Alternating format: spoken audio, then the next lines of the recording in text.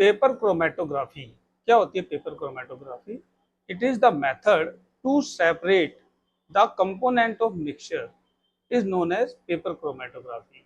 यानी कि किसी मिक्सचर में प्रेजेंट कंपोनेंट को अलग करने के लिए हम पेपर क्रोमेटोग्राफी का यूज करते हैं। ज्यादातर पेपर क्रोमेटोग्राफी का जो यूज है वो किसी कलरिंग सब्सटेंस में प्रेजेंट डाइस को अलग करने के लिए यूज करते हैं।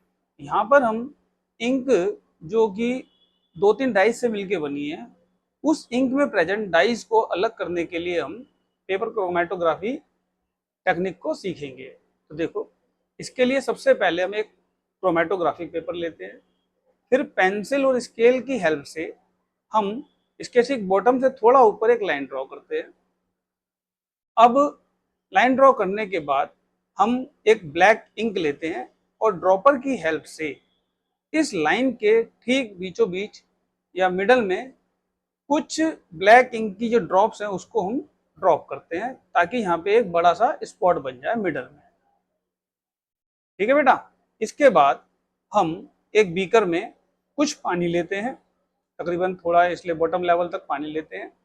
अब इस क्रोमेटोग्राफी पेपर को टेप की हेल्प से पेंसिल के मिडल में चिपका कर इस तरह से लटका देते हैं। ये देखो, ये डॉट स्पॉट ये नजर आ रहा है आपको। इसके बाद उस बीकर में जिसमें हमने पानी लिया था, इस पेंसिल को इस तरह से हम उस पर रख देते हैं और ये पेपर हम उस बीकर में इस तरह से लटका देते हैं। पेपर जो है वाटर के लेवल को सिर्फ टच करता है, उसमें डूबता नहीं है, ये ध्यान रखना। धीरे धीरे जैसे जैसे ये वाटर पेपर में एब्जॉर्ब होता है, इस इंक में प्रेजेंट डाइज जो होती हैं वो वाटर में डिसॉल्व होना शुरू हो जाती हैं। और जो डाई वाटर में जब सबसे ज्यादा सोल्यूबल होती है, सबसे पहले वो वाटर में डिसॉल्व होकर ऊपर की तरफ वाटर के साथ मूव करती है। देखो इस तरह से, देखो इसमें सबसे थोड़ा थोड़ा रेड कलर नजर आ रहा है। इसका मतलब इसमें जो रेड कलर की डाइज हैं वो वाटर में ज्यादा सोल्यूबल है और वो उसने वाटर के साथ ऊपर की तरफ मूव कर दिया है। 5-6 मिनट इस तरह से रखने के बाद हम ये देखते हैं कि जो दूसरी डाइज है थोड़े मूवमेंट के बाद वो भी इसमें सेपरेट होना शुरू हो जाती है। देखो ये डार्क कलर की, जो डार्क ग्रीन कलर की जो डाई है वो इसके बाद सेपरेट होना शुरू हो जाते हैं। यानी कि ये नीचे वाली जो डाई है वो वाटर में ज्यादा सोल्यूबल है, ऊपर वाली डाई जो है वो जो है कम सोल्यूबल है। अब हम इस पेपर को बीकर से बाहर निकाल लेते हैं और ये देखो इस तरह से हम इंक में प्रेजेंट जो डाइज है उसको हम सेपरेट कर लेते हैं। तो कहने का मतलब ये है कि ये जो डाइज है इस तरह से क्यों सेपरेट होती हैं।